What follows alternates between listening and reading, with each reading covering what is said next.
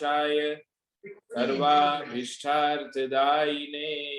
सर्वलब्धि निधानाय श्री गौतम स्वामिने नमः। अंगूठे अमृत वसे लब्धि तणा भंडार श्री गुरु गौतम समरिये वांछित फलदातार।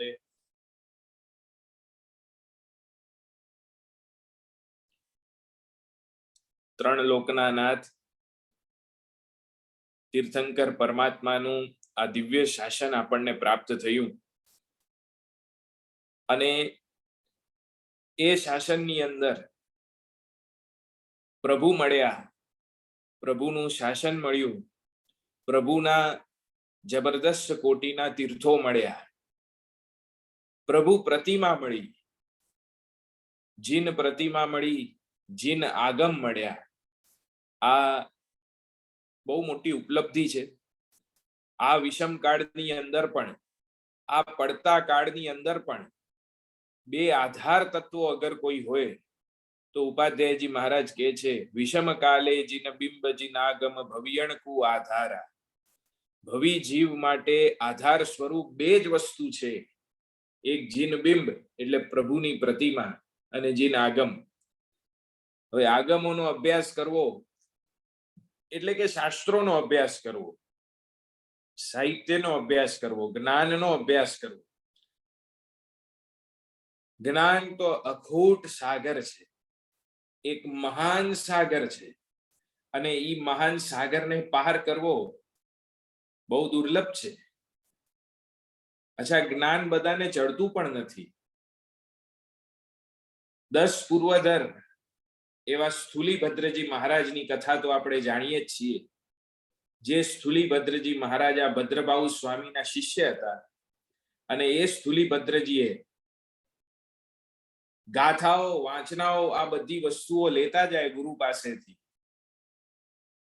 ज्यारे संघ डिस्पोज थवानी तैयारीमां हतुं, ज्ञान संपूर्ण रीते हवे विच्छेद थवानी तैयारी हती, एवा समयनी अंदर जेटला लोको आव्या एमांथी घणा लोको आव्या आचार्य भगवान भद्रबाहु स्वामी पासे, परंतु आ एकमात्र स्थूलीभद्रजी एंड सुधी रह्या। बाकी तो बधा उठता गया, कारण बधानुं क्षयोक्षम होतुं नथी अने बुद्धिनो क्षयोक्षम न होय, ज्ञाननी धारण शक्ति न होय तो विशेष याद शक्ति वगैरे कशुं बधानो अभाव थई जाय अने बधानुं कप ऑफ टी होतुं नथी।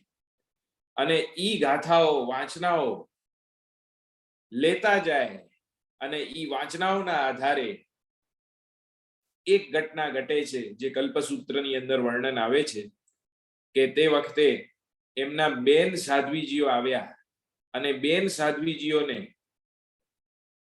पोताना ज्ञाननुं बळनुं प्रदर्शन करवा माटे तेओए सिंहनुं स्वरूप धारण कर्युं। अने घटना आप सौने ख्याल हशे के फरी पाछा भद्रबाहु स्वामी पासे जाय छे अने बधी हकीकत संभळावे छे। त्यारे भद्रबाहु स्वामीजीए ज्ञानमां जोईने कीधुं, हवे पाछा जाओ, तमारा भाई महाराज तमने मळशे। अने ए बेन साध्वीजीओने पोताना भाई महाराजना दर्शन थया।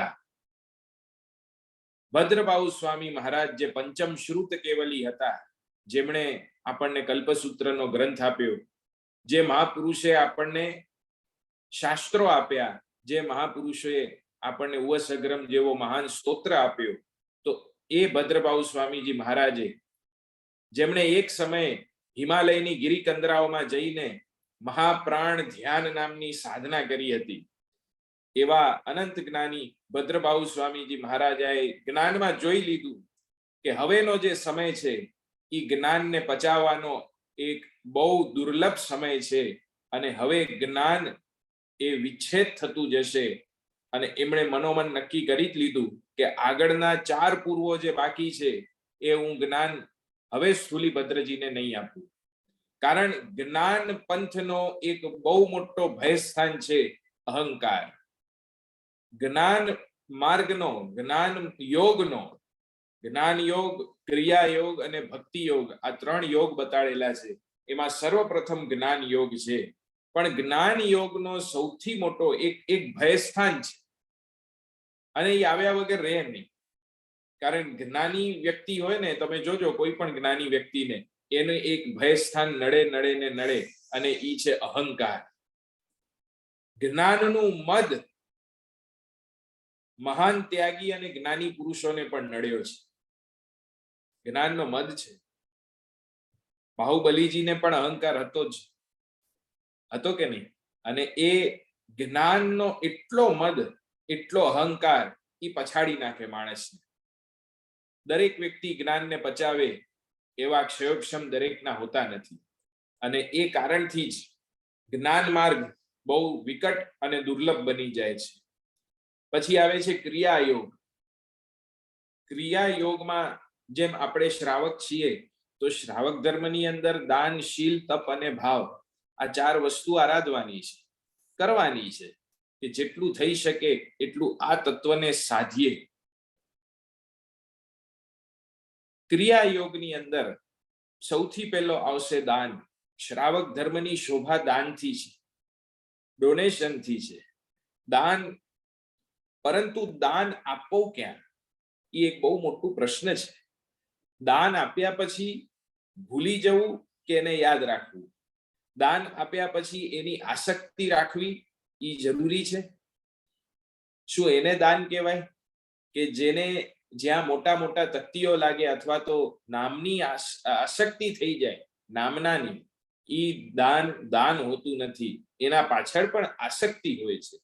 ઘણા મહાન દાનવીરો થઈ ગયા જેમણે નામ સુદ્ધા લખાવ્યા નથી ક્યાંય પણ. જે પાલીતાણાના ઋષભદેવ પરમાત્માની ભક્તિ કરવા આપણે બધા લલાયિત હોઈએ છીએ, કે અહીંયા જ્યારે સૌરાષ્ટ્રની અંદર પ્રવેશ કરીએ એની સાથે જ આપણને એક રોમાંચ પેદા થાય કે ક્યારે આપણે દાદાને મળીએ, ક્યારે પાલીતાણાના શિખર ઉપર પહોંચીએ અને પરમાત્માને મળીએ. એ પરમાત્માની પ્રતિમા વસ્તુપાલ તેજપાલે જે વખતે અકબર બાદશાહ પાસેથી આ શિલા મંગાવીને, એ શિલા એટલી કોસ્ટલી શિલા છે, બહુ મોંઘામાં મોંઘી શિલા, જ્યોતિરસ પાષાણની. અને ઈ જ્યોતિરસ પાષાણનો પથ્થર માંગવો, આટલી વિરાટ પ્રતિમા છે પરમાત્માની, નાની નથી. અને વિશાળ પ્રતિમા, એને એ બનાવવા માટે જ્યારે પથ્થર, હા, કેટલા જોડા ઘસ્યા હશે એમણે, કેટલી મહેનત કરી હશે, ત્યારે જઈને આ જ્યોતિરસ પાષાણ એમને ઉપલબ્ધ થયું. પણ આજે પણ કોઈ જાતના શિલાલેખની અંદર વસ્તુપાલ તેજપાલના નામ નથી. કેટલી મહેનત કરી, ઘસાઈ છૂટ્યા શાસન માટે, કેટલાય કામ કર્યા પોતાના હાથે, પણ ક્યાંય નામનાની આસક્તિ નથી. એવા શૂરવીરો, એવા દાનવીરો આપણે ત્યાં પડ્યા છે જેમણે નામની પરવાય કરી નથી કોઈ દિવસ. એટલે દાન એ નામનો મોહતાજ નથી. એ તો શીખવું પડશે આ મહાપુરુષો પાસેથી. પરિણામની આસક્તિ અગર આવી જાય દાન આપ્યા બાદ, તો એ દાન લેખે લાગતું નથી. અવશ્ય બીજાને પ્રેરણા આપવા માટે સંઘ વ્યવસ્થા કરે કે અહીંયા આની તકતી મુકાવી જોઈએ, અહીંયા આનું નામ બોલાવવું જોઈએ, એ એક વ્યવસ્થા છે, પરંતુ એ પરિણામ નથી. એ દાતાના મનની અંદર એ પરિણામ જો આવતું હોય કે આ પરિણામ મને પ્રાપ્ત થાય તો જ હું દાન આપું, તો ઈ દાન દાન નથી. સોરી, ઈ દાન નથી, એ એક વ્યાપાર છે. ક્રિયાયોગની અંદર દાન, બીજા નંબરની અંદર શીલ.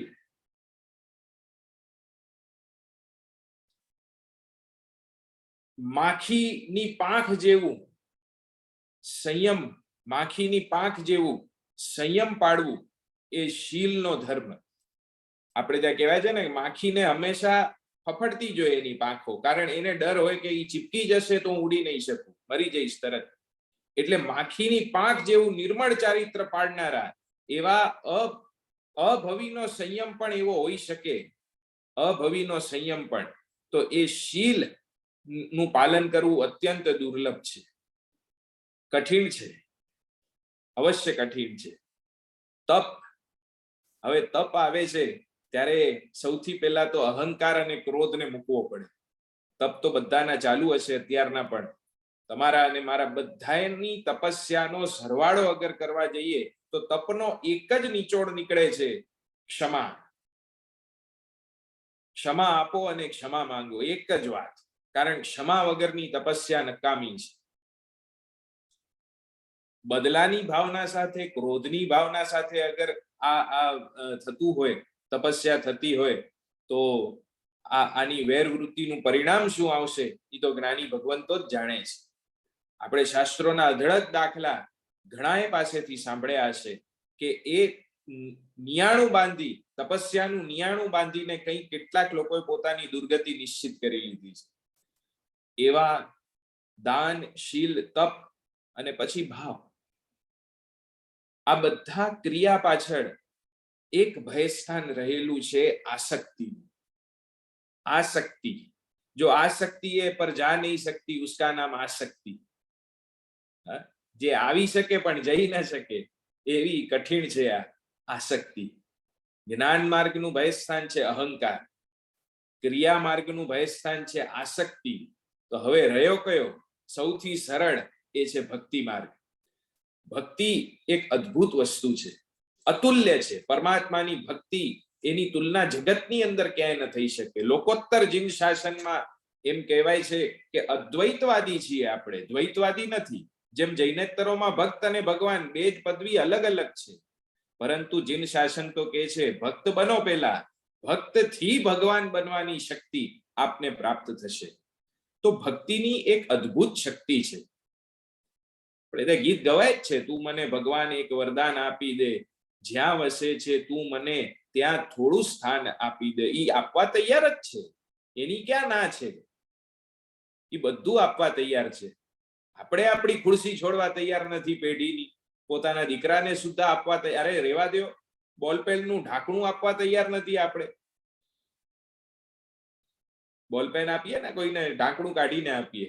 હા, નિયમ છે એવો.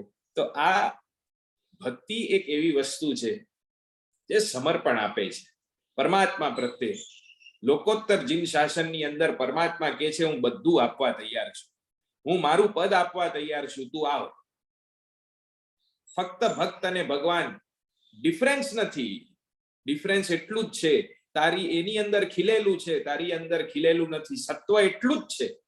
તીર્થંકર પરમાત્મા આપણને કહે છે સત્વશાળી તો દરેક જીવાત્મા છે, બસ એને પ્રગટાવવાની વાર છે. એ પ્રગટી જાય તો કામ થઈ જાય.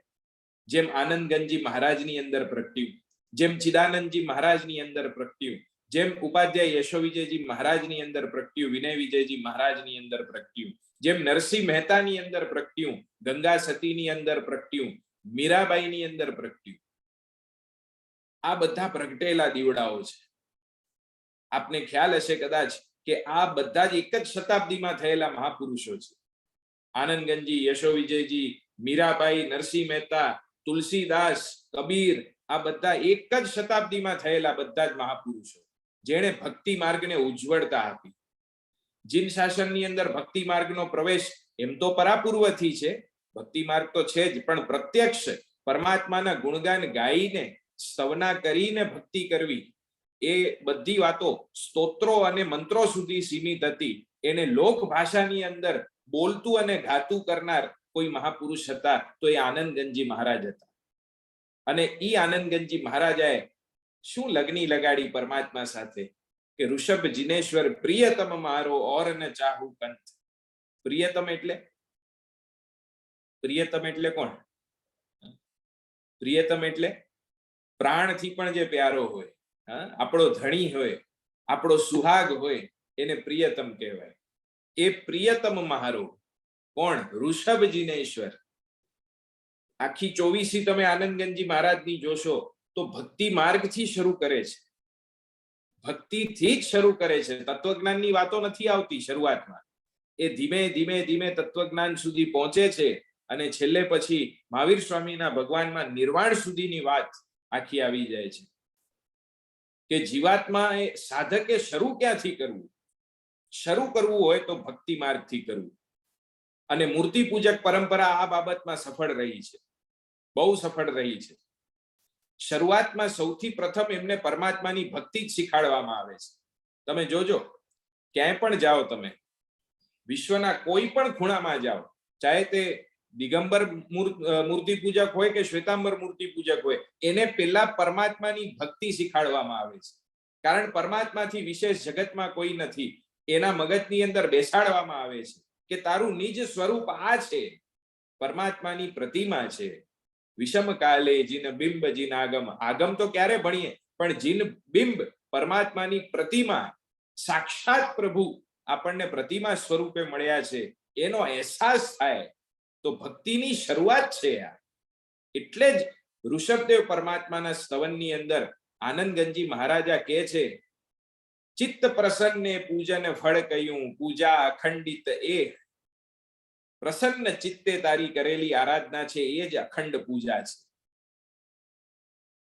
આમ સાવ ઉકળેલા રહીએ, દેરાસરની અંદર પણ જઈએ, કોઈ ભક્તિનું ઠેકાણું ન હોય અને એવા મૂડ આઉટ કરીને જ્યારે જઈએ, એનું પરિણામ નહીં આવે. પણ હૃદય કમળની અંદર પરમાત્મા ધારેલા હશે કે ના, હું જે છું તે જેવો છું તેવો પરમાત્મા મારો ઉદ્ધાર કરશે જ, એમાં બે મત નથી. બસ એ ઉલ્લાસ સાથે જ્યારે ભક્તિ થાય છે, એ ઉલ્લાસ આપણને એક જબરદસ્ત પરિણામ આપી શકે. જબરદસ્ત એટલે કલ્પનાતીત પરિણામ આપી શકે. આપણે સમજીએ કે આ પ્રતિમા છે, હવે કોણ એને સાંભળતું હશે ને કોણ ઈ બોલતી હશે, પણ મેં જોયા છે આચાર્ય ભગવાન કલાપૂર્ણેશ્વરી મહારાજા સાહેબને. કલાપૂર્ણેશ્વરી મહારાજા સાહેબ અદ્ભુત ભક્તિના મહાસાગર સમાન મહાપુરુષ. પ્રીતલડી બંધાણી રે અજીત જીણન એમનું પ્રિય સ્તવન હતું આ. અને શંખેશ્વર તીર્થની અંદર કલાકો સુધી પરમાત્મા સાથે વાતો કરતા જાય, કલાકો સુધી, જાણે આમ વાતો કરતા હોય ભગવાન સાથે. હવે ભગવાન સાથે વાતો કરતા હોય, એ આપણા બુદ્ધિજીવીઓના મગજમાં તો બેસે નહીં કે આ વળી શું કઈ ટાઈમપાસ કરે છે, કે એને કઈ ભ્રમણા છે, કે ચિત્તભ્રમ થયું છે સાહેબનું, કે શું છે. ઘણા લોકોએ આક્ષેપો કર્યા હતા, ઘણા લોકોએ પ્રશ્નો કર્યા હતા, પણ આ મહાપુરુષ કંઈક અલગ હતા. એમણે ભક્તિની પરાકાષ્ઠાની સ્પર્શના કરી હતી. પ્રીતલેડી બંધાણી રે અજીત જીણંદ શું, એ સ્તવનની અંદર એટલા લીન બને, કલાકો સુધી વાગોળ્યા કરે. એકવાર બંધ થઈ ગયા હતા શંખેશ્વરના દરબારમાં, ધ્યાનસ્થ હતા એક કોઈ ડેરીની અંદર, અને પૂજારી છેલ્લે બૂમ પાડે માંગલિક કરતા, અને પછી બંધ થઈ ગયા. એ આખી રાત એમણે કૌશક પાડ્યો, અને પછી બહાર નીકળ્યા ત્યારે બધાને આશ્ચર્ય થઈ ગયું કે આ શું. આવા મહાપુરુષો ભગવાન સાથે વાતો કરતા હોય, આપણને એમ ગાંડા જેવી વાતો લાગે, પણ હકીકતમાં આવું બન્યું છે. લોકો બુદ્ધિજીવીઓ પ્રશ્ન તો કરે ને, કઈ હવે આ મૂર્તિ કઈ બોલતી હશે, આખરે તો પથ્થર જ છે, કઈ બોલતી હશે. વિચાર તો આવે ને સામાન્ય આપણા જેવા બુદ્ધિજીવીઓને, કે આ કઈ પથ્થર કઈ બોલતું હશે, કઈ મૂર્તિ. અરે રેવા દો, આપણા પાડોશીઓ આપણી સાથે બોલતા નથી. પાડોશીઓ ગયા તેલ લેવા, એ તો દિવાલની પહેલી બાજુ થયા. જે દિવાલની અંદર રહેવા વાળા છે ઈ ક્યાં બોલે છે? આપણે મહિના સુધી બોલતા નથી, અઠવાડિયા સુધી આપણે પારણું કરતા નથી. બે માણસની અંદર ઝઘડા થાય ને, બે માણસ એટલે સમજ્યા ને, બે માણસ એટલે બે માણસમાં ઝઘડા થાય તો અઠવાડિયા સુધી મૌન વ્રતના પારણા થતા નથી કે કોણ પેલું પારણું કરે. અને આપણે એક્સપેક્ટ કરીએ કે ભગવાન આપણી સાથે બોલે. ભૂલી જજો, ભગવાન જેવી વિશાળતા જેના હૃદયની અંદર પ્રગટે, સવી જીવ કરું શાસન રસી, એ ભાવના અગર પ્રગટ થઈ જાય તો કામ થઈ જાય. જેમ ઉદયરત્નજી મહારાજને થઈ. ઉપાધ્યાય ઉદયરત્નજી મહારાજ સમર્થ શક્તિશાળી મહાપુરુષ. કવિત્વ શક્તિ એના જવાન ઉપર એટલી વરદાન હતું કે માં સરસ્વતી સાક્ષાત એના વચન ઉપર બિરાજમાન હોય. ખેડા ગામની અંદર ચાતુર્માસ હતા. અદ્ભુત ઘટના છે. શંખેશ્વર પરમાત્માનો એક અદ્ભુત ઇતિહાસ તેઓ વર્ણવી રહ્યા હતા, અને શ્રાવકોને તે વખતની કિંવદત એવી પરિસ્થિતિ દેખાડી કે જુઓ, અત્યારના જે શંખેશ્વર પાર્શ્વનાથ ભગવાન છે એ ત્યાંના ઠાકોરના કબજામાં છે. જે રીતે અત્યારના અંતરિક્ષજી કેમ ગવર્મેન્ટના પેલામાં છે, એ રીતે ત્યાંના ઠાકોરના કબજામાં હતા શંખેશ્વર પાર્શ્વનાથ ભગવાન. કથા તો આપને ખ્યાલ હશે બધાને. શંખેશ્વર પાર્શ્વનાથ ભગવાન ત્યાંના ઠાકોરના કબજામાં છે. મન માનતું નથી, પણ દાદાની યાત્રા અવશ્ય કરવી છે, અને ખેડા ગામથી છરીપાલી સંઘ કાઢવાનો નિર્ણય કર્યો. કે ખેડાથી શંખેશ્વરની આપણે યાત્રા કરીએ આ વખતે. અને ત્યાં ગયા, ઠાકોરે કહ્યું કે દર્શન કરવા હોય અત્યારના બપોરનો સમય છે, સાંજે આવજો, અને વ્યક્તિ દીઠ એક સોના મોરનો કર વસૂલ કરવામાં આવશે, ત્યાર પછી જ દાદાના દર્શન કરવાની અનુમતિ આપને મળશે. આચાર્ય ભગવંતે કહ્યું અમને બીજા કાર્યો હોય, આગળ સંઘ લઈ જવાનો છે હજી, એટલે ખાસ આપને રિક્વેસ્ટ છે કે આપ અમને દાદાના દર્શન કરાવી દો. એટલી જ માંગણી હતી, બીજી કશી જ નહોતી. બાકી બધું પછી પેલા દાદાના દર્શન તો કરાવો અમને. અને તમે ભગવાનના નામે પૈસા લ્યો એ કઈ શોભાસ્પદ છે? હવે આપણે કહીએ ને પાડાના પીઠ ઉપર પાણી જેવી વાત થઈ કે પાડાના પીઠ ઉપર પાણી ન રેડાય, એ ભીનું થાય જ નહીં કોઈ દિવસ. અને પરિણામે એવું જ હતું કે આને સમજાવીને ફાયદો નહોતો, કારણ ઠાકોર અહંકારી જાત. અને એણે કહ્યું હવે દાદાના દર્શન કરવા હોય તો કરો, તમારામાં તમારા દાદામાં તાકાત હોય તો તાળું તોડી બતાડો. અને ત્યાં ઉભા ઉભા શંખેશ્વર પાર્શ્વનાથ પરમાત્માને પ્રાર્થના કરે છે. કોણ? ઉપાધ્યાય ઉદયરત્નજી મહારાજ. શબ્દો નીકળ્યા છે, નાભીના તળિયાથી શબ્દો નીકળે, અને એવી જબરદસ્ત સંવેદના પૂર્વક પરમાત્માને ન કહેવાના શબ્દો એ કીધા છે. નરસિંહ મહેતા જે વખતે જેલમાં હતો ને, તે વખતે રા માંડલિક રાજા, એમણે કહ્યું ભક્તિના પૂછડા બનીને ફરો છો તમે, પરિણામ દેખાડો તો હું તમને મુક્ત કરું. જેલમાં મૂકી દીધા નરસિંહ મહેતાને. અને એના પછી એમણે કહી દીધું કે તમને હવે તમારું પરિણામ દેખાડો તો હું માનું, બીજી બધી વાત ખોટી. અને તે વખતે નરસિંહ મહેતાએ અંતરના તળિયેથી પ્રાર્થના કરી, એ તું તો બે માનો બે બાપનો. કહેવાય કોઈને આવી રીતના? પણ કૃષ્ણને સંબોધીને કહે છે તું તો બે માનો બે બાપનો, તને કોની પડી હોય. અને પછી જે ભક્તિની શરૂઆત કરે છે, જેલના અવકાશથી પેલી ચિઠ્ઠી આવે છે કે કેદાર રાગ તમારો મુક્ત થઈ ગયો. કેદાર રાગ એને ગીરવી મૂક્યો તો, કૃષ્ણને પ્રિય એવો રાગ કેદાર. અને કેદાર રાગ ગીરવે મૂક્યો તો એક ઠેકાણે, અને ઈ કેદાર રાગ મુક્તિનો એક પત્ર જેલના અવકાશમાંથી એને પ્રાપ્ત થાય છે. અને પછી તો જે ભક્તિની શરૂઆત કરે છે, સાક્ષાત ફૂલની માળા કુદરતે એના કંઠમાં ધારણ કરાવી, અને નરસિંહ મહેતાનો જય જયકાર થયો. ભક્ત છે ને ભગવાનને ગમે એ વસ્તુ બોલી શકે, બોલી 100% કહી શકે, એને ગાળો પણ આપી શકે ભગવાનને, એની સામે મોરચો એ લઈ જઈ શકે. ભક્ત શું ન કરી શકે? ભક્ત બધું જ કરી શકે. અહીંયા હૃદયના તળિયેથી પ્રાર્થના શરૂ થઈ છે ઉદયરત્નજી મહારાજની. અને ઉદયરત્નજી મહારાજ પ્રાર્થના પૂર્વક કહે છે પરમાત્માને, પાસ શંખેશ્વરા સાર કર સેવકા, દેવ કા આવડી વાર લાગે. તને વાર શેની લાગે છે? હા, કલ્પના તો કરો. આપણે એવું બોલી શકીએ? આપણે તો વર્ષોથી એની એકની એક સ્તુતિ. મેં કેટલાય લોકોને જોયા છે 25 વર્ષથી એકની એક ક્રિયા, એકની એક સ્તુતિ, કોઈ રસ નહીં, કોઈ નવીનતા નહીં, કશું જ નહીં.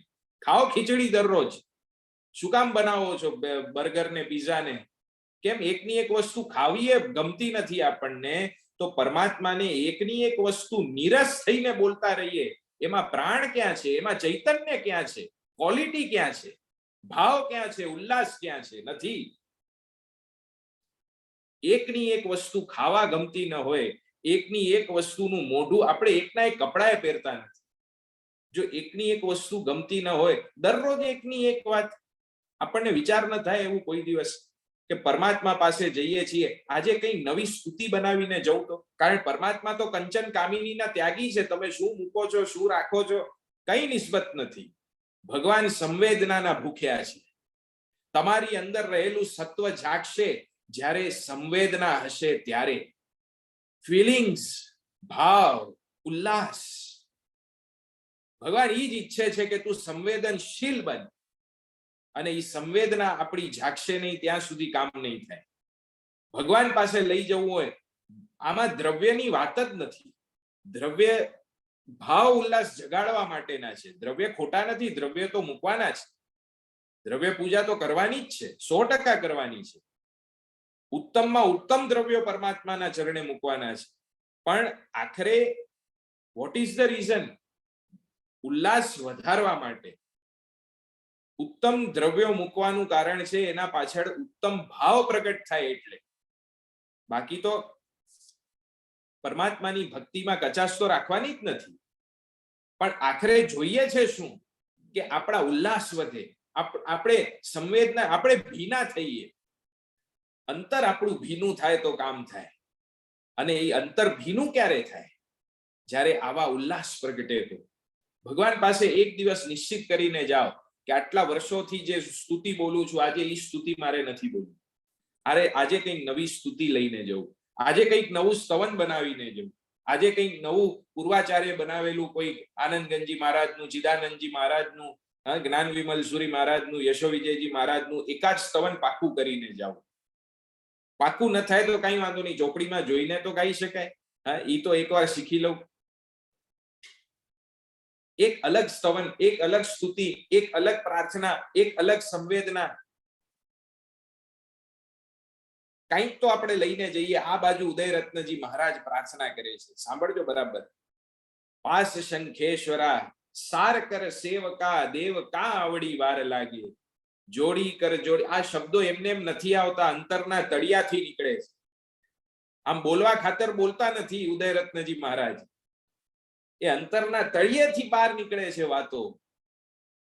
પ્રભુ તને વાર શેની લાગે છે? દેવ કા આવડી વાર લાગે, જોડી કર જોડી દરબાર આગે ખડા, આ ઠાકુરા ચાકુરા માન માંગે, પ્રગટ થા પાશજી મેલી પરદો પડો, માન અસુરાણને આપ છોડો. અને કહેવાય છે પ્રગટ થા પાશજી, એમ એમ ઓર્ડર કરે છે ભક્ત ભગવાનને, પ્રગટ થા, તું પ્રગટ થા. તું પ્રગટ શેનો ન થાય? થવો જ જોઈએ. પ્રગટ થા પાશજી મેલી પરદો પડો, આ પડદો છોડી દે, પ્રગટ થા. કયો પડદો? આપણા માનનો, આપણા કષાયોનો, આપણા મોહનો, આપણા લોભનો, જે આત્મા ઉપર જે પડદો પડેલો છે, એ પડદો જો ખસી જાય, માન અસુરાણને આપ છોડો. તું માનનો ભૂખ્યો ક્યારથી થઈ ગયો છે? ભગવાનને કે છે ઉદયરત્નજી મહારાજ, તું તો તમામ વસ્તુઓથી, તમામ કષાયોથી, તમામ દ્રવ્યોથી મુક્ત છે, તો તું માનનો ભૂખ્યો ક્યારથી થઈ ગયો? માન અસુરાણને આપ છોડો. તને માન જોઈએ છે તો લે, તારા દરબારમાં આવ્યા છીએ તારી ભક્તિ કરવા માટે. શું શબ્દો વાપર્યા છે! પ્રગટ થા પાશજી. અને કહેવાય છે ત્યાં જ પેટીના તાળા તૂટી ગયા, ડેલીઓના દરવાજા તૂટી ગયા, અને શંખેશ્વર પાર્શ્વનાથ ભગવાન પ્રગટ થયા. આ ભક્તિની શક્તિ છે, સંવેદનાની શક્તિ છે. તમે સંવેદનાથી જીતી શકો. કોઈ પણ વ્યક્તિ અગર દ્રવ્યથી ન જીતતું હોય તો સંવેદનાથી અવશ્ય જીતી શકાય છે, 100% જીતી શકાય છે. કેટલા ઇતિહાસની અંદર દાખલાઓ છે કે સંવેદનાથી લોકો જીત્યા છે. માફી માંગી લેવાથી, સોરી કહી દેવાથી, અથવા તો કોઈ પણ જાતના ફિલિંગ્સ દ્વારા કદાચ ક્યારે કોઈ યુદ્ધ થયું નથી. થયું છે? અહંકારના કારણે થયા છે. મહાભારતથી લઈને ઘણા બધા દાખલાઓ છે. કેટલા વર્લ્ડ વોર થયા, બે. તો આ બધા દાખલાઓ છે, અહંકારના કારણે થયા હશે, પરંતુ ક્યારેય પણ સંવેદનાના કારણે કોઈ દિવસ ક્યાંય પણ યુદ્ધ થયા નથી, અવશ્ય થયા નથી. આ સંવેદનાની પરાકાષ્ઠા, ભક્તિની પરાકાષ્ઠા, એ ભક્તિની શક્તિ જો પ્રાપ્ત કરવી હોય તો સંવેદનશીલ બનવું પડશે. આ શાસ્ત્રકાર ભગવંતો આપણને કહે છે કે કરણ, ઉપકરણ ને અંતઃકરણ ત્રણેય પ્રકારે ભક્તિ કરવાની છે. ધ્યાન આપજો, આ શાસ્ત્રીય શબ્દો છે. કરણ, ઉપકરણ, અંતઃકરણ. કરણ એટલે શરીર, ઉપકરણ એટલે સામગ્રી, જેટલું પણ તમે ગણી શકો, ચાહે દેરાસરની, પરમાત્માના ભક્તિની જેટલી સામગ્રી, વાસણો, અષ્ટપ્રકારીની બધી સામગ્રી, બધું જ ઉપકરણ. અને એક છે અંતઃકરણ, હૃદયની સંવેદના. હવે ધ્યાન આપજો, આના પાછળ અનેક દાખલાઓ આપણને પ્રાપ્ત થશે જે ભક્તિની શક્તિ આપણને મહેસૂસ કરાવશે.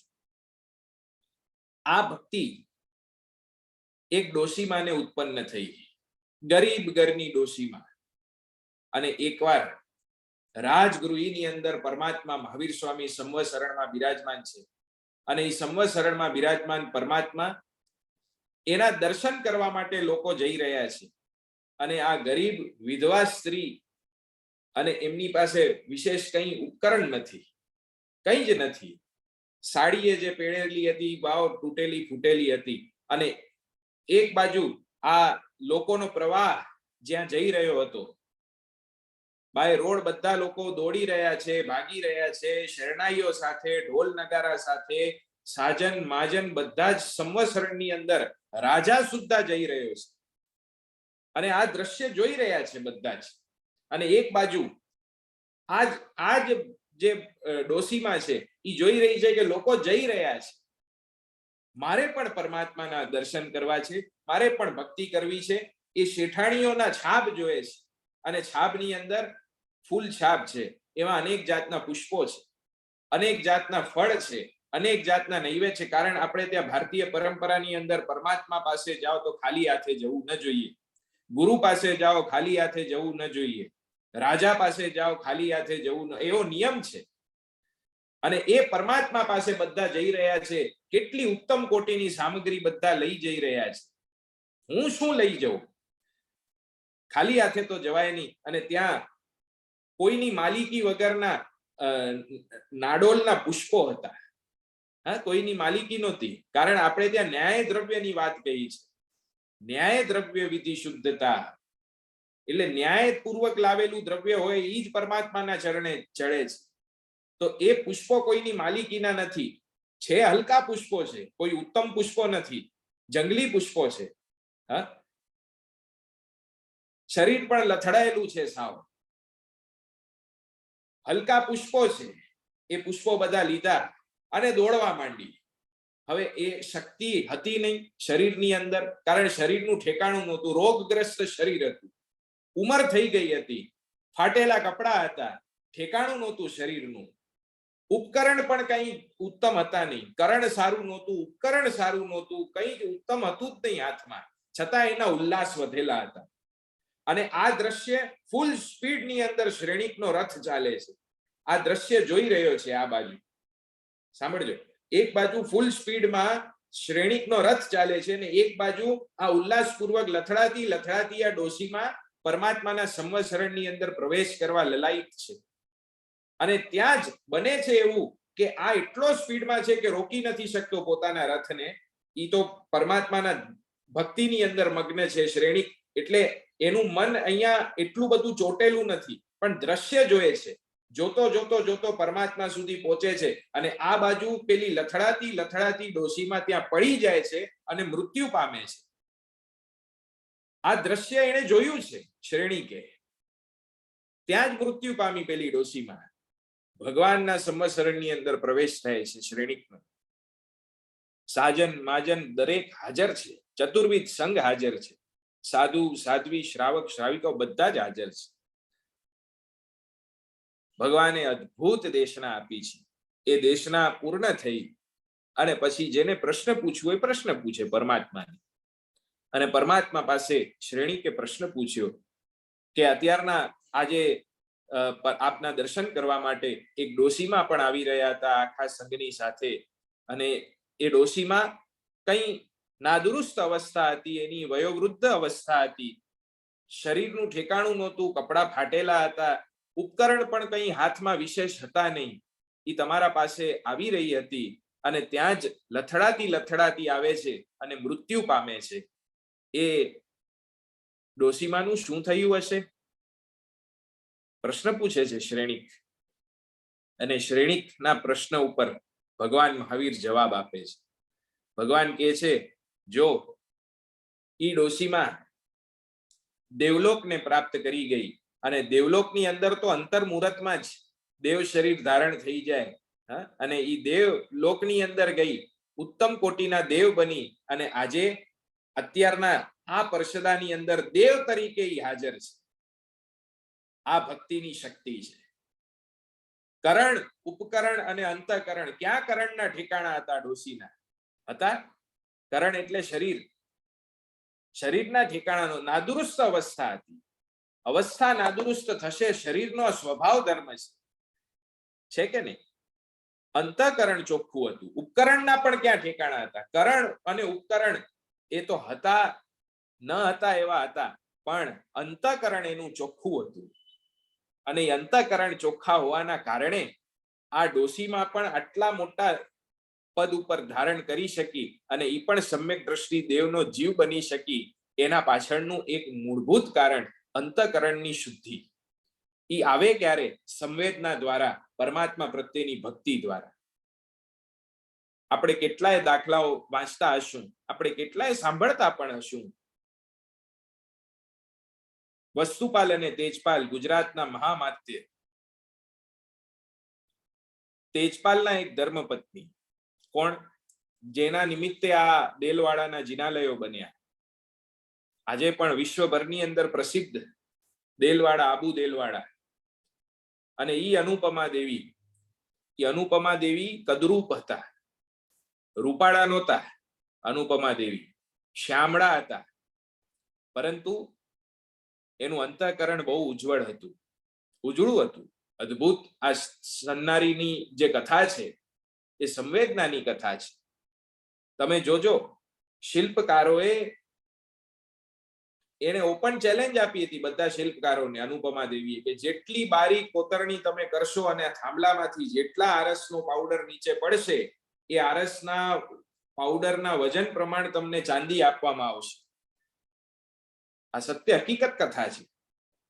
અને એ કારીગરોએ એટલી બારીક કારીગરી કરી અને અદ્ભુત જિનાલયો બનાવ્યા. અને આજે પણ કોતરકામ જોવાનું મન થાય તો આબુ અને દેલવાડાના જિનાલયોના દર્શન કરીએ, મન તૃપ્ત થઈ જાય કે શું કલા નિખરી ઉઠી છે. અને ઈ આબુ અને દેલવાડાના જિનાલયો અને ઈ દેલવાડાના જિનાલયના જે પ્રેરણા સ્તોત્ર એટલે આ અનુપમા દેવી. કારીગરો એટલા રાજી થયા કે શું આ શેઠાણીબાએ કમાલ કરી છે, અમને તો ન્યાલ કર્યા, પણ ભગવાન પ્રત્યેની એની ભક્તિ જોઈ અમને એવું થાય છે કે આજે એની મૂર્તિ બનાવું. ભગવાનની તો મૂર્તિઓ બનાવી, પણ અમને આજે ઈચ્છા થાય છે, કોને? કારીગરોને ઈચ્છા થાય છે કે આજે અનુપમા દેવીની મૂર્તિ બનાવી. અને પછી વસ્તુપાલ, મહામાત્ય વસ્તુપાલની મૂર્તિ, એના ધર્મપત્નીની મૂર્તિ, પછી તેજપાલની પ્રતિમા, અને એના પછી અનુપમા દેવીની પ્રતિમા, અને અનુપમા દેવીના સાથે જે બીજા ધર્મપત્ની હતા તેજપાલના, એની પણ પ્રતિમા. આ બધાની પ્રતિમા બનવાની હતી. અને તે વખતે અનુપમા દેવીની પ્રતિમા બને છે ને, ત્યારે અનુપમા દેવી હાજર હોય છે ત્યાં, કે આ શું બનાવો છો? કારીગરોને પૂછે છે કે શેઠાણીબા, અમને ઈચ્છા થઈ છે, કારીગરોની ઈચ્છા કે આપ સૌની પ્રતિમા બને, ખાસ આપની તો વિશાળ કદની પ્રતિમા અમને સ્પેશિયલ બનાવી છે, અને ઈ પ્રતિમાની સ્થાપના પરમાત્માની સન્મુખ થાય અને યુગો સુધી તમારી યશોગાથા ગવાતી રહે કે શું આ સન્નારીએ આટલા જબરદસ્ત સત્કર્મો કર્યા, પરમાત્મા પ્રત્યેની ભક્તિનું દર્શન લોકોને થશે અને પ્રેરણા મળતી જશે યુગો સુધી. એવી એક તમારી એક વિશિષ્ટ પ્રતિમા અમને બનાવી છે. અને ઈ પ્રતિમા બનાવવાનું કારણ એમના અહોભાવ. કારીગરોના તો અહોભાવ હોય, ચલો ઈ તો અર્થના કારણે, એમને તો વેતન મળતું હતું એ વસ્તુનું, એટલે એ લોકોએ અહોભાવપૂર્વક શેઠાણીબાની પ્રતિમા બનાવવા તૈયાર થયા. પરંતુ એ પ્રતિમા બનાવી નિર્દેશ કર્યો અનુપમા દેવીએ, પ્રતિમા વિશાળ નહીં બને. તેજપાલ સેનાપતિ હતા ગુજરાતના, વીર ધવલ રાજા હતો. મહામંત્રી કોણ હતા? આ વસ્તુપાલ મહારાજ. અને એ વસ્તુપાલ મહામંત્રી અને આ બાજુ તેજપાલ એ સેનાપતિ હતા. અને સેનાપતિના ધર્મપત્ની તરીકે આ અનુપમા દેવી હતા. અને અનુપમા દેવીએ કહ્યું કે મારી જો પ્રતિમા બનાવવી હોય, નાની બનાવજો, સામાન્ય સાળલો બનાવજો, એના ઉપર કોઈ વિશિષ્ટ આભૂષણો લગાડતા નહીં. સાંભળજો, જે ધન સંપત્તિનો વ્યય પાણીની જેમ કર્યો છે જીન શાસનમાં, જેણે કોઈ એક નામનાની લાલસા રાખી નથી કોઈ દિવસ, એવા આ અનુપમા દેવી અદ્ભુત કામ કર્યું. એણે કહ્યું એક હાથમાં પૂજાનો થાળ બનાવજો, હું પરમાત્માના દર્શન માટે જઈ રહી છું, એવો એક પૂજાનો થાળ બનાવજો. અનુપમા દેવી કહે છે અને ઈ પૂજાના થાળની અંદર ફક્ત એક ચોખાનો દાણો રાખજો, ફક્ત એક ચોખાનો દાણો. અહીંયા કરણ વ્યવસ્થિત છે, ઉપકરણ ઉત્તમ કોટીના છે, અંતઃકરણ એનાથી ડબલ ઉજળું છે, બધું જ સફળ છે. પેલી બાજુ ડોસીમાની ઘટનામાં કરણ નથી, ઉપકરણ વ્યવસ્થિત નથી, અંતઃકરણ ચોખ્ખું છે. અહીંયા છે બધું, છતાં પણ મનની અંદર લાલસા નથી.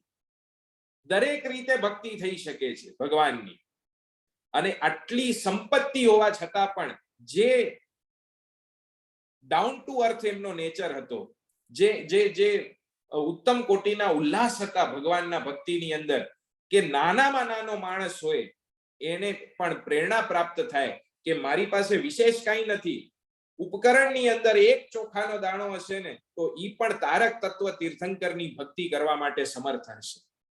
કારણ ચોખ્ખું છે ને. અત્યારના યશોવી ભક્તિ યોગાચાર્ય પૂજ્યપાદ યશોવિજય સુરી મહારાજા સાહેબ એમનું એક ઠેકાણે વ્યાખ્યાન મેં સાંભળ્યું હતું, પાલીતાણામાં હાજર હતા તે વખતે. ચોખા બધા વધાવતા જાય ભગવાનને, અને પાલીતાણામાં શંખેશ્વરમાં આપ જોયા હશે, ભગવાનને ઉલ્લાસપૂર્વક આમ વધાવતા જાય, અને જમીન ઉપર પછી પડ્યા રહે. અને ઈ ચોખાનો દાણો હાથમાં લઈ અને યશોવિજય સુરી મહારાજ એને જોઈને કે છે ચોખાના દાણાને, એ અક્ષત તમે વિચાર તો કરો, એના હારે વાતો કરે છે. અક્ષત શબ્દનો અર્થ શું? જેનો ક્ષય થતો નથી કોઈ દિવસ, એટલે જેનો પાછો જન્મ જ નથી થવાનો. ચોખા તમે બીજા કોઈ ધાન્ય વાવો એ ઉગે, ચોખા વાવો તો ઉગે ન ઉગે, એની રીત છે, એનું કલ્ટિવેશન અલગ રીતે થાય છે. એ વાવો તો ઉગે નહીં. અક્ષત તું તો ઉગવાનો એ નથી, અને મારે હજી કેટલું ઉગવાનું છે મને ખબર નથી, ક્યાં ક્યાં ઉગવાનું છે, ક્યાં ક્યાં જન્મ લેવાનું છે મને ખબર નથી. એટલે અક્ષતને શ્રેષ્ઠ ધાન્ય કીધેલો છે પરમાત્માની ભક્તિ માટે. એ એક અક્ષતનો દાણો પણ તારવા માટે સમર્થ હશે, એ અનુપમા દેવી આપણને કહે છે. કેટલા બધા વિશિષ્ટ દાખલાઓ આપણને પ્રાપ્ત થાય છે. અંતઃકરણ ઉજ્જવળ હોય, કરણ ન હોય, ઉપકરણ ન હોય, ચિંતા ન કરશો, પણ અંતઃકરણથી તમે ભાવયાત્રા તો કરી જ શકો. કલ્પના કરવામાં ક્યાં વાંધો છે? ઈ તો ઉત્તમ કરીએ. કલાપૂર્ણસુરી મહારાજ કહેતા હતા, નમો હરિહંતાણમ તમે જાપ કરો ને તો એકે એક અક્ષર હીરાથી મઢેલો હોય, ડાયમંડથી મઢેલો હોય, સાચા હીરાથી. એવી ભાવધારામાં તમે જાપ કરો. કલ્પના શા માટે હલકી વસ્તુની કરવી? કલ્પના જ કરવી છે તો ઉત્તમ કરીએ, ઉલ્લાસ અને રોમાંચ પેદા થાય. પણ આપણે તો ધનની પાછળ દોડી રહ્યા. એક દુઓ અમારા ગુરુ ગાતા હતા કે અમે ધનની પાછળ દોડી રહ્યા, તને ભજવાની નવરાશ નથી. અમે દ્રવ્ય પૂજામાં લીન બન્યા, તને પૂજવાની નવરાશ નથી, પૂજવાની નવરાશ નથી. કારણ પૈસો આજે બન્યો પરમેશ્વર, અને માનવ એનો દાસ થયો. એનું પૂજન અર્ચન કરવા જીવનનો ઉલ્લાસ ગયો. અમે આંખ મીચીને દોડી રહ્યા, તારા દર્શનની નવરાશ નથી. અમે ધનની પાછળ દોડી રહ્યા, તને પૂજવાની નવરાશ નથી.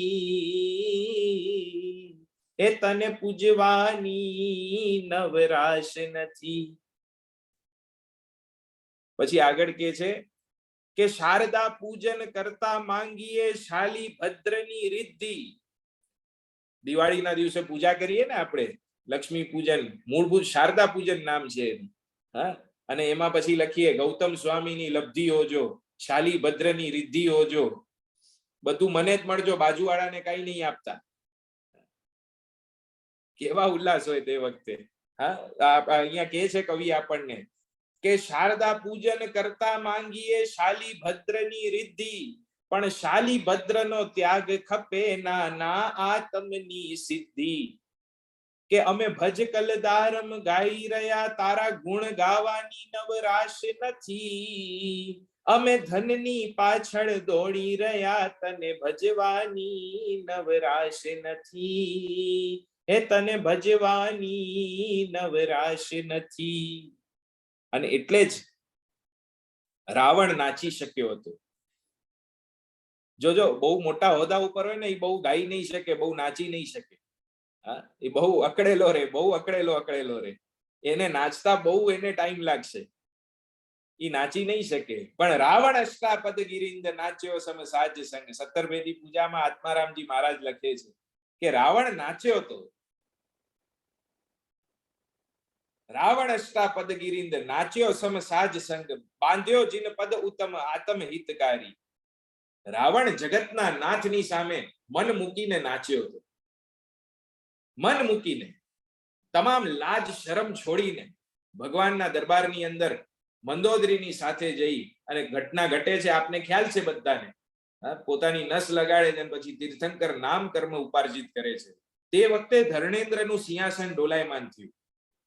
ધર્ણેન્દ્ર પ્રસન્ન થયા અને ધર્ણેન્દ્ર પ્રગટ થયા ત્યાં અષ્ટાપદ પર અને વરદાન માંગવા માટે કહ્યું. અને તે વખતે ધર્ણેન્દ્ર પ્રગટ થાય એટલે સમ્યક દ્રષ્ટિ ઇન્દ્ર મહારાજ પોતે પ્રગટ થયા છે. એ કંઈક તો આપીને જ જાય, એમને એમ તો જાય નહીં. દેવતાનો નિયમ છે એવો. હવે ધર્ણેન્દ્ર કહે છે, રાવણ માંગો, આજે હું ખૂબ રાજી છું તમારી ભક્તિથી. તમે જે ભક્તિનો સ્તર આજે તમે વધાર્યો છે, જે લેવલ ઉપર તમે લઈ ગયા, આજે ધન્ય છો તમે. તમે માંગો, જે માંગો હું આપવા તૈયાર છું. ત્યારે રાવણ પૂછે છે, રેવા દો, નથી માંગવું, મારે કાંઈ નથી માંગવું. 3 વાર પૂછે છે. આપીને તો જઈશ જ, એમને એમ તો નહીં જાઓ. અને ત્યારે ધર્ણેન્દ્ર દેવ બહુ આગ્રહ કરે છે. ત્યારે રાવણ એમને પૂછે છે કે જે પદ પ્રાપ્ત થવાથી કોઈ દિવસ જન્મ મરણના ચક્કર મને પ્રાપ્ત ન થાય એવું પદ તમે મને આપી શકશો? ધર્ણેન્દ્ર ના પાડે છે કે તમે જે ભક્તિ કરો છો, તમે જે પુષ્પ પૂજા કરો છો, એ પુષ્પ પૂજાનું ફળ તમે આપી શકો મને? કે ના પાડે છે. તમે જેટલા પુષ્પો ચડાવ્યા હોય એના એક પુષ્પના ફળનું પણ તમે આપી શકો? ધર્ણેન્દ્ર ના પાડે છે. તો પછી રહેવા દો, તમે જાઓ તમારા ઘરે.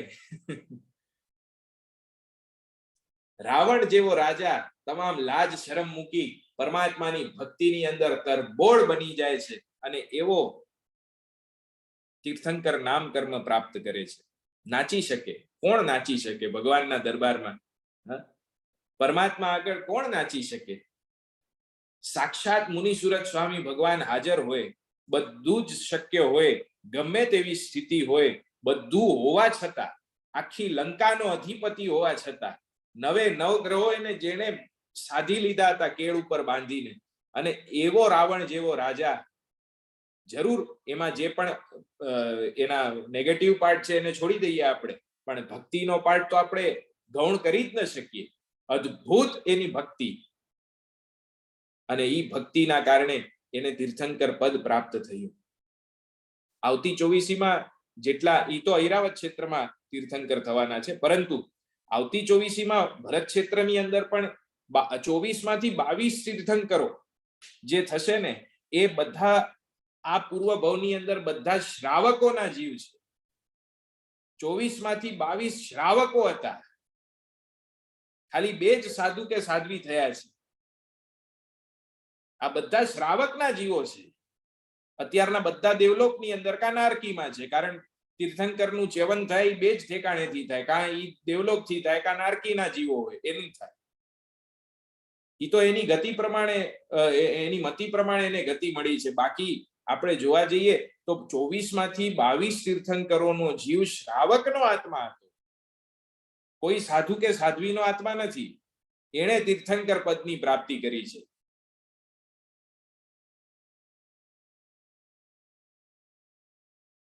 ગિરનાર તીર્થની આપણે જો વાત લઈએ તો ભક્તિની કેટલી બધી વાતો આવે. એમાં પૂજ્યપાદ હિમાંશુ સુરી મહારાજની વાત આહા અદ્ભુત છે. હિમાંશુ સુરી દાદા, જેમણે 13,500 આયંબિલ, કેટલા, ગિરનાર તીર્થની રક્ષા માટે, એ તીર્થનો વૈભવ વધે, પરમાત્માની ગરિમા વધે, એના માટે કોઈ દિવસ વ્હીલચેરનો ઉપયોગ આ માણસે કર્યો નથી જીવનમાં, ક્યારેય નહીં. કોઈ દિવસ પર પદાર્થો ઉપર કોઈ જાતનું એમની મમતા નહીં. આ જીવન આયંબિલના હિમાયતી હતા. લગભગ 3,500 કે 4,000 જેટલા ઉપવાસ અને 13,500 આયંબિલ એમણે જીવનની અંદર કર્યા હતા. એ એવા હિમાંશુ સુરી દાદા જે સસાવનના તીર્થ ઉદ્ધારક તરીકે ત્યાં જ એમની સમાધિ થઈ અને ત્યાં જ એમણે સંવત્સરણ મંદિરની રચના કરી. આજે આપણને ગિરનાર સુરક્ષિત મળે છે એના પાછળ વર્તમાનની અંદર આ મહાપુરુષનો ફાળો છે. હિમાંશુ સુરી દાદાને અગર ગૌણ કરી નાખીએ તો ગિરનાર આપણા હાથમાં જ ન હોતા. નહીં તો કહી દીધું હોત. ત્યાંના સ્થાનિકોએ તો ધમકી આપી દીધી હતી. એક સમય એવો આવ્યો હતો, આજથી 35-40 વર્ષ પહેલા તમે અગર ગિરનાર જાઓ તો ત્યાં કંઈ જ નહોતું ભગવાનના દેરાસર સિવાય. સંવત્સરણ દેરાસર ને સસાવનમાં તો બધી પછી ડેવલપ થયું છે. આ 40-50 વર્ષ મેક્સિમમ 50 વર્ષ પહેલા અગર કોઈ ગિરનાર જાય ત્યાં રીતસરની ધમકી આપવામાં આવી કે તમને અગર હવે કાળિયા મહાદેવ કરી નાખ્યા અને તમે ન આવતા હો સોંપી દો અમને. અને તે વખતે ચંદ્રશેખર વિજયજી મહારાજ જાગ્યા અને પોતાના બંને શિષ્યોને ત્યાં પલાઠી લગાડવા માટે કહી દીધું કે અહીંયાથી હટતા નહીં. અને આ ધર્મરક્ષિત સુરી મહારાજ અને વર્તમાનમાં હેમવલ્લભ સુરી મહારાજ બિરાજે છે ત્યાં. આ મહાપુરુષો અદ્ભુત છે. અને એમાં પણ હિમાંશુ સુરી દાદાની વાત કરીએ, નેમનાથ પરમાત્મા પ્રત્યેનો એટલો ભક્તિરસ એમના હૃદય કમળની અંદર આજે ગિરનાર જે મળે છે આપણને આ મહાત્મા થકી મળે છે. ગિરનારની વાત નીકળી ત્યારે કહું, આજે પણ ગિરનાર જાઓ ને જ્યારે પણ, તો ગિરનારમાં તમે અગર કોઈ ચડાવો લ્યો છો તો તમને રસીદ મળે. ત્યાં પૈસા ભરો ને તો રસીદ મળે. અને રસીદ ઉપર શું નામ લખેલું છે? વહીવટ કરતા આનંદજી કલ્યાણજી પેઢી, પણ શેઠ દેવચંદ લક્ષ્મીચંદની પેઢી, આજે પણ એ નામ ચાલે છે. યદ્યપિ હવે એનું અસ્તિત્વ રહ્યું નથી કઈ, પણ શેઠ દેવચંદ લક્ષ્મીચંદની પેઢી ગિરનાર તીર્થ પર ચાલતી હતી અને વહીવટ કરતા હવે આનંદજી કલ્યાણજી પેઢી. હજી પણ નામ એનું જ ચાલે, શેઠ દેવચંદ લક્ષ્મીચંદ. હવે આ દેવચંદ લક્ષ્મીચંદ હતા કોણ? એના થોડાક પાછળ ડિટેલમાં જઈએ તો થોડુંક જાણવા મળ્યું અમને કે દેવચંદ લક્ષ્મીચંદ એટલા ગજબના, નેમનાથ પરમાત્મા પ્રત્યે એટલો સમર્પણ ભાવ, ગિરનાર પ્રત્યે એટલી શ્રદ્ધા, એટલી ભક્તિ, એટલો રોમાંચ, આ જીવન સમર્પિત રહ્યા ગિરનાર પ્રત્યે. જેટલાય વર્તમાનમાં જેટલી રિપેરિંગ થયું, જીર્ણોદ્ધારો થયા, એમાં સૌથી મોટો ફાળો શેઠ દેવચંદ લક્ષ્મીચંદનો હતો. અને દેવચંદ લક્ષ્મીચંદ દેવચંદ શેઠના ચક્ષુ વયા ગયા ઉંમરના કારણે, કઈ કારણ હતા શરીરના, અને એ પ્રજ્ઞાચક્ષુ થઈ ગયા. પરંતુ આ ગિરનાર એટલો આત્મસાત કર્યો હતો આ માણસે કે એને કોઈ વગર કોઈ લાકડીએ, વગર કોઈ સપોર્ટે, વગર કોઈ ટેકાએ કે વગર કોઈ ડોલીએ પોતે જાતે આંખો વગર જાત્રા કરી શકતા હતા તળેટીથી નેમનાથ સુધી, આંખો વગર. એને કોઈ જાત, કોઈ વ્યક્તિ કહી ન શકે આ ચાલતો હોય માણસ, ચડતો હોય તે વખતે કે આની આંખો નહીં હોય. દ્રવ્યની આંખો વહી જાય ને પછી ભાવની આંખો અંતઃકરણના ચક્ષુ જગાડી દે છે. પરમાત્માની એવી કરુણા હોય છે કે એક ઇન્દ્રિય લઈ લે તો બીજી ઇન્દ્રિય જાગૃત કરી નાખે છે. અને દેવચંદ લક્ષ્મીચંદ એટલા સમર્પિત રહ્યા કે એમણે કોઈ દિવસ કોઈ ફરિયાદ કરીને પરમાત્મા પ્રત્યે કે મારા ચક્ષુ કેમ વયા ગયા, મારા આંખો મારી કેમ વહી ગઈ, કઈ જ નહીં. એ તો એની મસ્તીમાં ચડતા જાય. કારણ એને ખબર છે કે હું ભલે નથી જોઈ શકતો, નેમનાથ દાદો તો મને જોયે છે ને, ઈ તો મને જોઈ જ રહ્યો છે. અને ઈ ચડતા ચડતા ચડતા ત્યાં પહોંચે. અને તે વખતે ઉપર તો પહોંચ્યા, ઉપર જીર્ણોદ્ધારનો કાર્ય ચાલુ હતો. અને એક એક ગિરનારના એક એક પિલ્લર ઉપર પકડી એ જિનાલયનું આખું એ સમારકામ જુએ, બધા ઉપર હાથ લગાડીને પોતે કે કારીગરોને નિર્દેશ આપતા જાય, એ અહીંયા આ 1 ઇંચ અંદર હોવું જોઈએ, આ થોડું બહાર હોવું જોઈએ, આ થોડુંક વિશેષ આને ઊભું કરો, આ સીધું નથી, આ આડું આમ છે, એના નિર્દેશ આપતા જાય. ચક્ષુ ન હોવા છતાં પણ કેવો અનુરાગ હશે પરમાત્મા પ્રત્યેનો, કેટલી આનંદગંજી મહારાજ જેવી પ્રીતિ હશે પરમાત્મા સાથેની. નેમનાથ પ્રભુ જાણે રગે રગમાં વસી ગયા હોય. એટલે જ આ મહાપુરુષનું નામ આજે પણ ગવાય છે.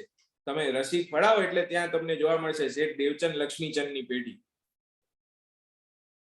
આપણે તો શું છે, વાતો કરવાની છે ખાલી, પણ ભક્તિની અમાપ શક્તિ છે. તમે સમર્પણ ભાવ સાથે પરમાત્માના શરણે જ્યારે આવી જાઓ છો, ત્વમેવ શરણમ મમ અન્યથા શરણમ નાસ્તિ ત્વમેવ શરણમ મમ તસ્માત કારુણ્ય ભાવેન રક્ષ રક્ષ જિનેશ્વર. સમર્પણ ભાવ જે વખતે પ્રગટ થઈ જાય પછી કામ થઈ જાય. બીજું જોઈએ શું આપણને? આજ તો જોઈએ છે સમર્પણ ભાવ કેળવી. ભક્તિની અદ્ભુત શક્તિ છે. ઉપાધ્યાય યશોવિજયજી મહારાજ કહે છે આપણને કે પરમાનંદની સંપદાનું અગર કોઈ બીજ હોય, પરમાનંદ એની સંપદાનું અગર કોઈ બીજ હોય તો એ પરમાત્મા તમારી ભક્તિ છે, જ્ઞાન નથી.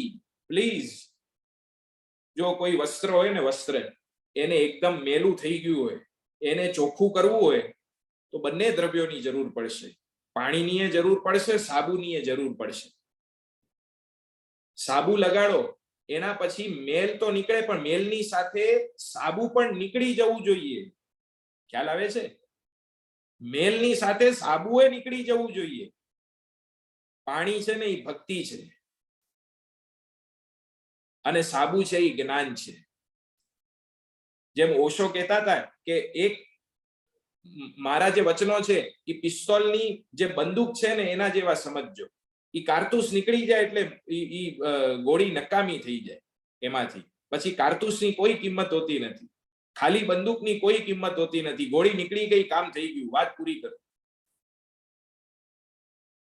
એ જ રીતે, એ જ ન્યાય આપણે જો જોવા જઈએ તો પાણી જરૂરી છે, ભક્તિ જરૂરી છે. ભક્તિ પાણી જેવું કામ કરે છે. એટલે જ ઉપાધ્યાય યશોવિજયજી મહારાજ આપણને કહે છે કે તમામ શાસ્ત્રોનું મંથન કર્યા બાદ, તમામ શાસ્ત્રોનું, તમામ આગમોનું, તમામ ગ્રંથોનું મંથન, મંથન એટલે સમજ્યા ને, તમામ શાસ્ત્રોનું મંથન કર્યા બાદ એક નવનીત મને પ્રાપ્ત થયું. જેમ છાશને વલોવીએ અને ઉપર માખણ તરી આવે એ રીતે તમામ શાસ્ત્રોનું મંથન કર્યા બાદ એક નવનીત મને પ્રાપ્ત થયું. શું?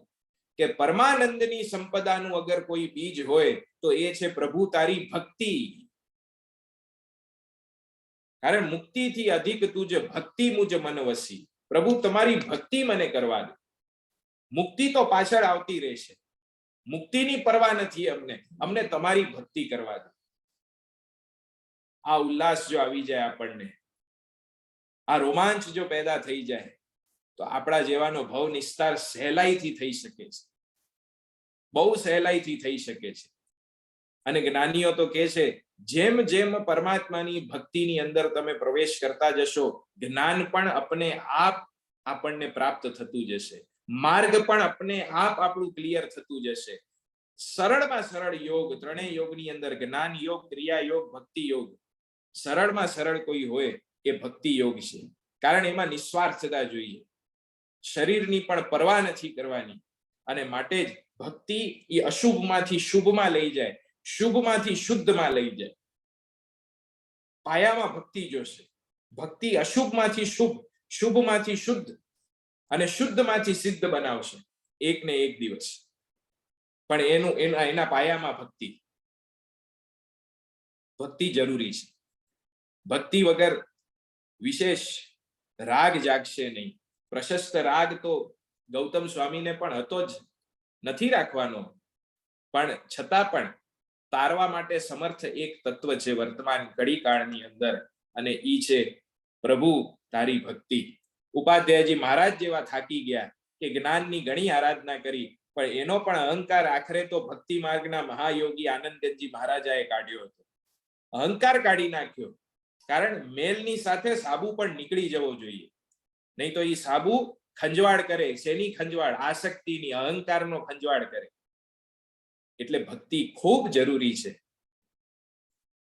આપણે ત્યાં અનેક એવા જૈનેતર મહાપુરુષો પણ થયા. એક જનાબાઈ કરીને થઈ હતી મહારાષ્ટ્રની અંદર, અને ઈ જનાબાઈ વિઠ્ઠલ વિઠ્ઠલ વિઠ્ઠલ વિઠ્ઠલ કરતા કરતા પેલા છાણા હોય ને, છાણા સૂકા ઓપલા, એ ઓપલા થાપતી હતી. અને એ થાપતા થાપતા માત્ર વિઠ્ઠલ વિઠ્ઠલ વિઠ્ઠલ વિઠ્ઠલ, એ તો એનું જે કાર્ય કરવાનું છે એ તો કરવાનું જ છે, વર્ક ઇઝ વર્કશીપ. અને એના કાર્ય કરતી જાય અને ભગવાનનું નામ લેતી જાય, વિઠ્ઠલ વિઠ્ઠલ વિઠ્ઠલ, અને એક બાજુ ટોપલો બનાવતી જાય એનો, અને આખો ઢગલો થઈ જાય ને. જનાબાઈ તો પોતે વહી જાય, સુઈ જાય, પણ ઈ સૂકા ઓપલામાંથી પણ વિઠ્ઠલ વિઠ્ઠલ વિઠ્ઠલ વિઠ્ઠલ એનો અવાજ આવતો જાય. કયા હદની આ ભક્તિ હશે! એ અનેક એવા મહાપુરુષો થયા જે નવકાર મહામંત્રના સમર્પિત સાધકો. અને ઈ સમર્પિત સાધકોના એ મહાત્માઓના મું પત્તીમાંથી મું પત્તીને કાન પાસે અડાડો ને એમાંથી પણ નવકારના શબ્દો નીકળે, તમને નવકાર સંભળાતું જાય. આ ભાવ, આ ઉલ્લાસ, આ રોમાંચ હૃદયની અંદર પ્રગટ થવો જોઈએ, ફુવારાની જેમ બહાર નીકળવો જોઈએ. ભગવાનની ભક્તિ કરો, ચાહે તે અભિષેક પૂજા હોય, ચાહે તે ચંદન પૂજા હોય, ચાહે પરમાત્માના અંગલૂછણા હોય. અંગલૂછણાનો તો કોઈ ચડાવો હોતો નથી, હોય છે તમારે ત્યાં ખબર નથી મને. અંગલૂછણાનો તો કોઈ ચડાવો હોતો, બાકી ત્યાં તો દરેકના ચડાવા હોય. પણ અંગલૂછણા પાસેથી શીખવાનું છે આપણને. હે અંગલૂછણા, તમે જાઓ છો કોરા કોરા પણ આવો છો ભીના થઈને. અંગલૂછણા જાય કેવા કોરા કોરા જાય પરમાત્મા પાસે, અને આવે ત્યારે ભીના ભીના થઈને આવે. આપણે તો જઈએ પણ કોરા, આવીએ પણ કોરા અને રહીએ પણ કોરા. આપણે કોરા નથી રહેવાનું, આપણે પરમાત્માની ભક્તિમાં ભીંજાવાનું છે. ભગવાનની ભક્તિ અગ્રેસર રાખી. કારણ આપણે છે ને ઘણાને પૂછીએ કેમ ચાલે છે આરાધના, ભક્તિ કેવી ચાલે, બધી યથાશક્તિ ચાલે છે. આપણે યથાશક્તિ ને યથારુચિ ભક્તિ કરવા વાળા છીએ.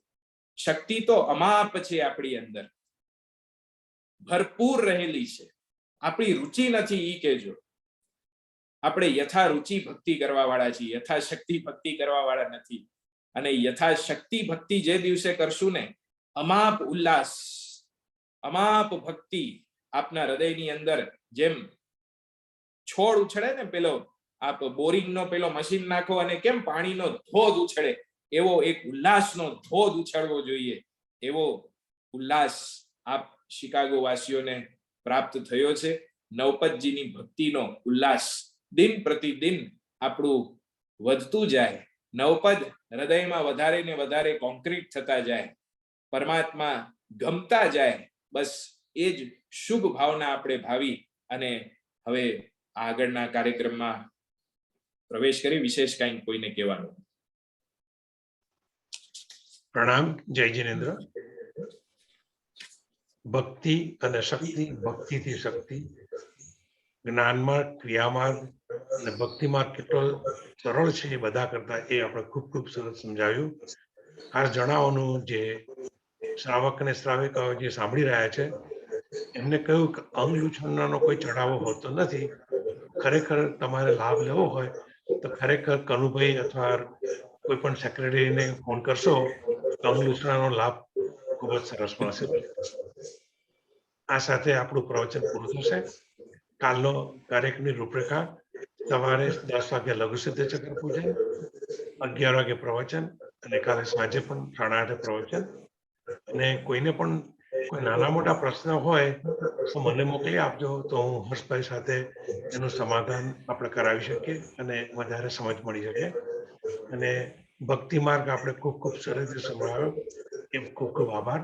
તો આપ માંગલિક સંભળાવજો. મંગલમ ભગવાન વીરો, મંગલમ ગૌતમ પ્રભુ, મંગલમ સ્થૂલી ભદ્રાદ્યા જૈન ધર્મોસ્તુ મંગલમ, સર્વારિષ્ટ પ્રણાશાય સર્વાભિષ્ટાર્થદાયિને સર્વલબ્ધિ નિધાનાય શ્રી ગૌતમ સ્વામીને નમઃ. ઉપસર્ગાઃ ક્ષેમ્યંતિ છિદ્યન્તે વિઘ્નવલ્લય મનઃ પ્રસન્નતા મેતિ પૂજ્યમાને જિનેશ્વરે. સર્વમંગલ માંગલ્યમ સર્વકલ્યાણ કારણમ પ્રધાનમ સર્વધર્માણામ જૈનમ જયતિ શાસનમ. બોલો શ્રી મહાવીર સ્વામી ભગવાન કી. ખૂબ બધા શાતામાં રહેજો. ધન્યવાદ. તપસ્વી બધા સાથમાં રહેજો. આજનું સેશન અહીંયા સંપૂર્ણ થાય છે. જય જિનેન્દ્ર. તારો ઓડિયો બંધ ગયો છે ને વિડીયો બંધ ગયો હશે, શું થયું ખબર નહીં.